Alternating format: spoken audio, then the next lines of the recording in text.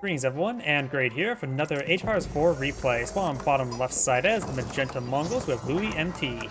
Spawn on top right side as the yellow Chinese with liquid DeMu. Let's see now, economic benefits. The Mongols, their primary economic benefit because they don't require housing. They also have the OVO for a bit of extra generation, which people tend to spend in military units.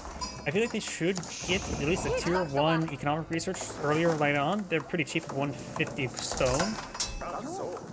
Keshiks in comparison do cost 200. A Keshik, I should say. But now do you have a spearman rush being deployed on out? Of the Chinese, we do of course have access to the Imperial Fish for extra resource drop-off. Eventually, they will get additional villagers with the Song dynasty. But now we're going to see a bit of aggression being employed on out. Of course, his opponent has bought the mill right here, and he already bought all the sheep, so he can't just pull back the sheep right here and collect the sheep right there. He's going to have to collect them right there. And the gold mine's right there as well. This seems like a perfect spot for an outpost. Imperial Academy? No, he needs Vatican in the sun. Outpost going on up. Of course, the Chinese do have faster construction speed. I really think you should go for the other landmark right now. Outpost slowly going on up. Horseman advance or scout advancing forward. Got another pair of spearmen advancing forward.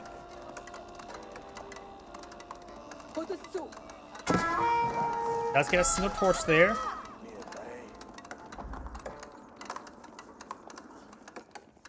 Yes, one sheep remains. We can always pull back the sheep to the town center. Trying to go for another torch there.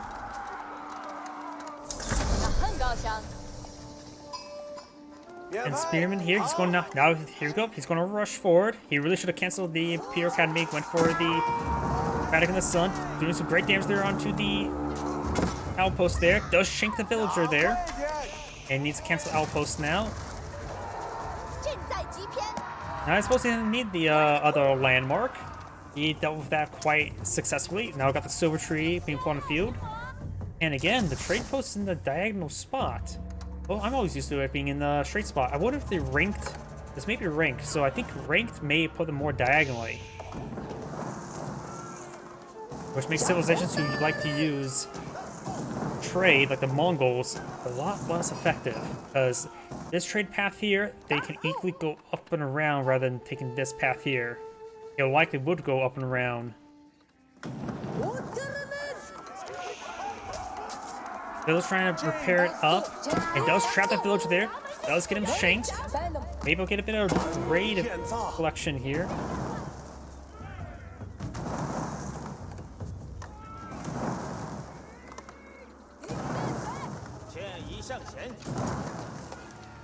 Single archer put on the field. We'll get some good shots there. Some good targets there. Does get the raid. I would say just raid and stab, poke out the eyes of the archer. Archer does go down, does lose a spearman. Now use of the spearman is greatly diminishing. And since now we're in the Feudal Age, let's talk about Feudal Age units. The unique unit for the Chinese, of course, is Zinshnu. A very effective anti-light or low pierce armored crossbow variant. And the Mongols do have access to unique units. You've got the Magadai, which is basically worthless in almost every single matchup. It has some value in Imperial Age when fully researched out, with including the stone technology. And you got the Keshik, a solid heavy cav that's cheaper but weaker than, say, Knights. And Lancers in this case. Black Cavalry falling on back.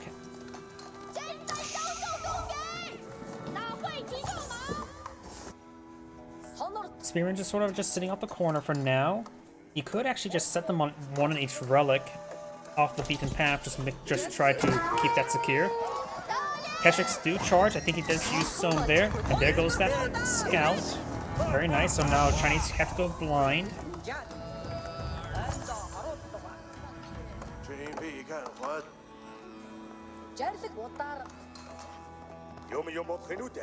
Bardic in the Sun now being deployed on out. Is that how you pronounce it? I never know. Barbican? Barbican? Barbican? I look at the word, I see different pronunciations, and I'll probably say every single one incorrect. Silver Tree's now been redeployed over here. He's eyeing for a bit of trade. Let's get a good attack there. Takes out a couple of these villagers. Very, very good. A large number of these villagers. He maybe get one more. He does get one more, and now falling back. And the Vatican Sun does have, of course, a powerful hand cannoneer, which is also good, of course, the heavy armed units. But man, did those Keshiks get some great kills there. They got 5 kills. His opponent has killed one villager by shanking him with a bunch of his own villagers there. Does use the hunting falcon there, but of course the town center is within range of this area. Has a tower range, same range as other arrows for town centers. I've got a big wave of barracks and archer range from corner field. He needs some spearmen.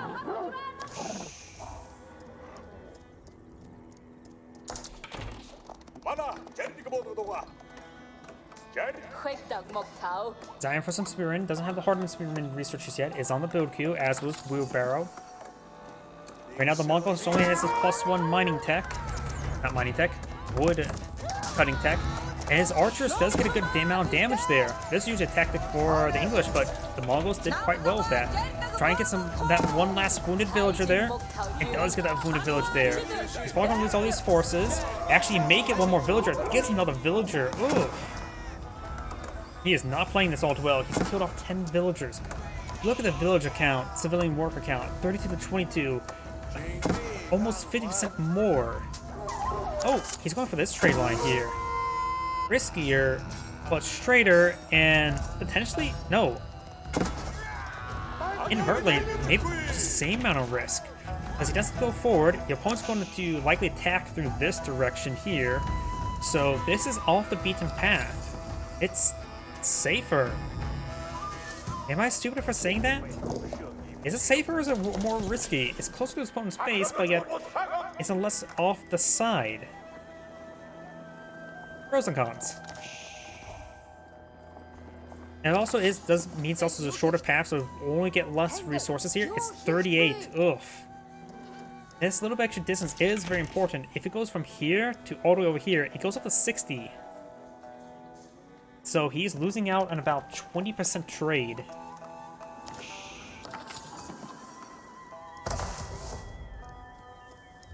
Of course, he does have some benefits. I wonder. His scout was dead, so he may be just trying to flank around. Let's see where his movement path is. He may have scouted this out, and he maybe assumed his opponent's silver tree within the corner, which makes sense. He's actually heading down there, yes. So, this makes sense. He knows about the silver tree. So he assumed it would be trading over here, but he may not realize it's actually trading this way.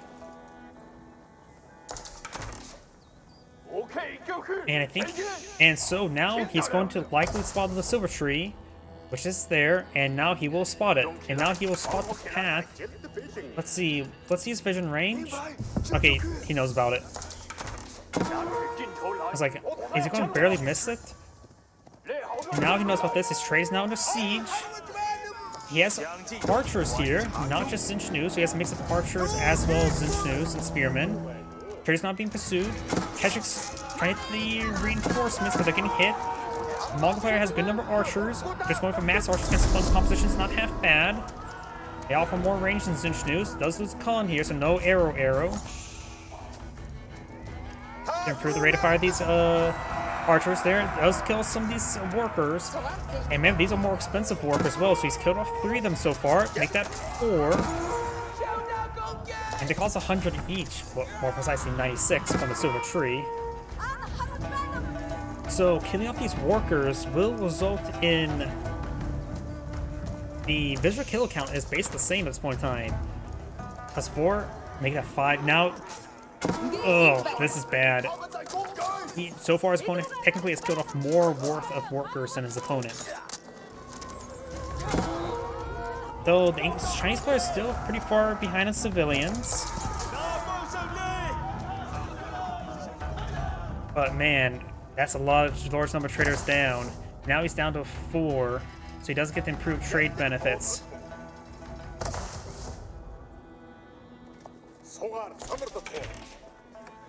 Chinese player has not brought out a second talent center yet, nor has he touched the stone. Boar has been aggravated. Very, very nice. It has 4 pierce armor. These archers do 6 damage, so they do 2 damage each. And I got this force push me forward. He does have a small little garrison here. And the traders, are they going back to the same line, or are they going to rotate? He knows the safe path is no longer safe. He needs to rotate. He's not. He is rotating. You can see it by the cyan line. Good, so he has rotated his path. He went for the sneaky play, and it ultimately has failed. Now he's going for the frontal path. Let's look at the traders. And the traders are going around the safer path as well. That's good. He has hit or miss when not take this bad path. Maybe these trees made it go around the safe path. I didn't really look at the trees. And the trees say, don't go this way. In Vietnamese. In which the Chinese don't like the Vietnamese, so the trees are working for the Mongols, right? You do know how the archers go on down? And this trade caravan is going that way as well, so it may be hit or miss which way they're going to go. This one takes the safer path. Oh, I just realized something. He has killed off, looks like, at least one extra worker that does kill off a pure official there as well. Very nice. Keshik does go down. These archers may get one more volley off that villager. Does take him out as well.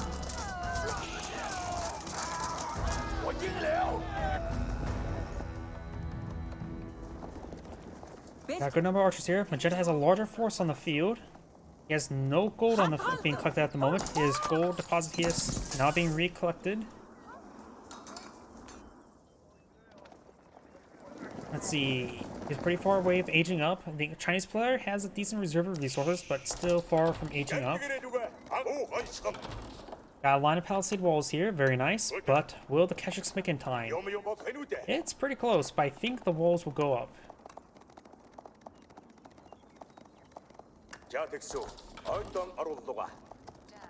And the walls have been completed, and this will alert, if he's paying attention, the pathing automatically go around it. He may not have vision of it, but... Oh. Outpost has been completed. Does get inside as well, so that single arrow will start firing away. Not like it would do much. Air catches coming down south. There's still 2 spearmen here. Oh. And this horse is dead.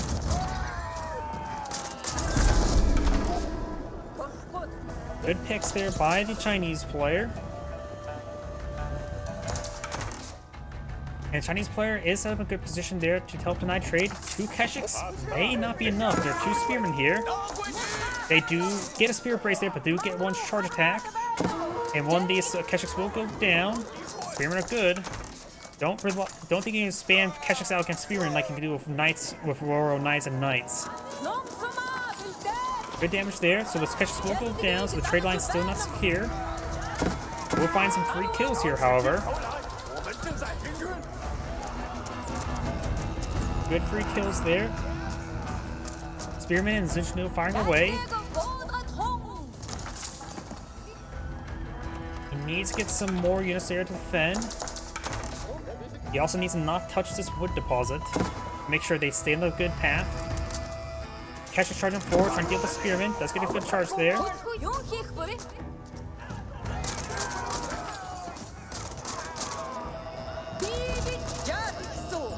Archers get some good damage on the spearmen. Both Keshiks and horsemen will be useful against Zinchnu's. Due to the high pierced armor, and Keshiks have higher damage. Horsemen do have higher damage. With a bonus damage, at least. Yeah, the damage is probably pretty much the same, though.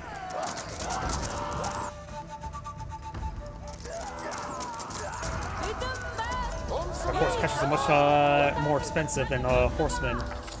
We got a decent force here. Looks like 17 units. We got a Mongol scout here, which will spot this force. Very nice. Now it looks like... Oh! Remember when beforehand, yellow aggravated the boar and magenta picks it off? Now he's going to claim the boar. Very, very nice. This is probably a second tower there to get more stowage hidey holes for his villagers. Could upgrade them both with arrow slits to make sure, say, this force doesn't go around killing them off. Speaking of which, there's that force coming forward. Not to interrupt the boar carcass. Nice, delicious, decaying boar carcass, but trying to hit these traders. We do also have an ovo here.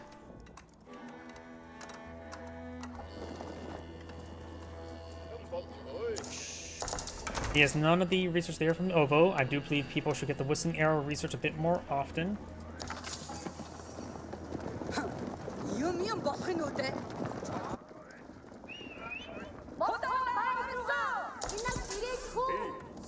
I collect these 4 berries there, and as well as these berries. He doesn't have any pastures at the moment, so he needs to get some more wood income to get some pastures. He needs to start transitioning to wood or pastures. There's some more berries down here. Trader does go down. This news here will be going down. Let's take out a couple more of these trade caravans. He does pick off that one as well. We got the Imperial Palace being put on the field. Interesting. It is next to the lighthouse, good for spotting, and not the astronomical clock tower. Since the fighting gets, I suppose, clock tower nested bees, and nested bees in general will be very useful versus all these archers. The Mongol player does have a bit of gold. He could perhaps take some of that gold, buy some food, and get an age up himself. And some of these trade caravans will be going down.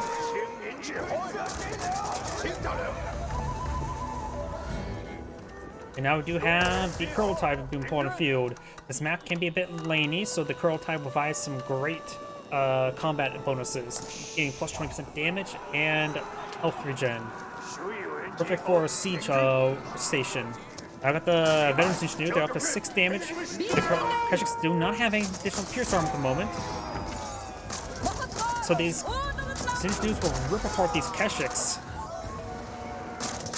A little bit overkill on that one.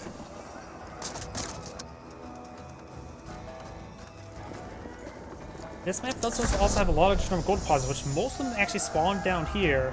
The step per doubt is also pretty good for our gold. If you fail a trade, you can always get some additional gold. Civilian count's quite similar. We do have 15 traders on the field, so he does get max out trade benefits. And the Mongol right now is very, very low of all resources. He's trying to get some more research. He's going for pierce damage. He needs pierce armor desperately bad. Pearl Tie sitting on up. This will greatly improve his archers.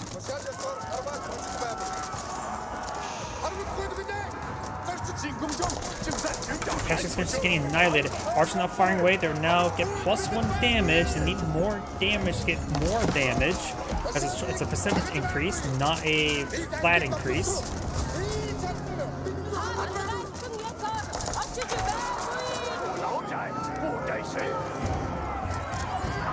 Not getting hits there. Does use the arrow research. He's not firing away properly. There we go. And now got the veteran archer research there. That does also give him plus additional damage from the Pearl Tie. So that gave him +2 damage, or +2 damage there. Monk has picked up this relic. He may try to go for a conversion. Keshik's going down. He needs to focus on these Keshiks so he can keep up the relic. Trench running forward. He needs to focus on the Keshik. Let's get a good hit there. Keshik does get a bit of health right there, which did save him. He's down to 1 health and goes down.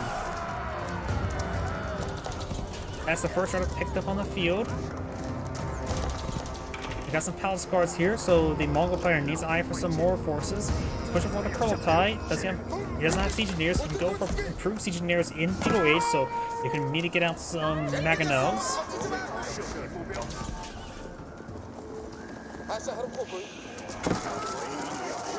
Takes out that Imperial official there. Palace guards do have their +2 pierce armor. Veteran archers right now doing 9 damage. Pearl Tie setting it up. This will give him +2 damage. And this will greatly help him out getting with Imperial Guard. Or Palace Guard. Wrong game. Khan does go down. His arrow's probably still on cooldown. And with the extra damage there, he's able to focus on the Palace Guard very quickly. Keshik's now trying to hit these villagers, so I probably would do that myself. And Yellow backs out the game. Simply can't deal with all these archers on the front line. This is Angrid saying, thank you for watching, and on to next replay.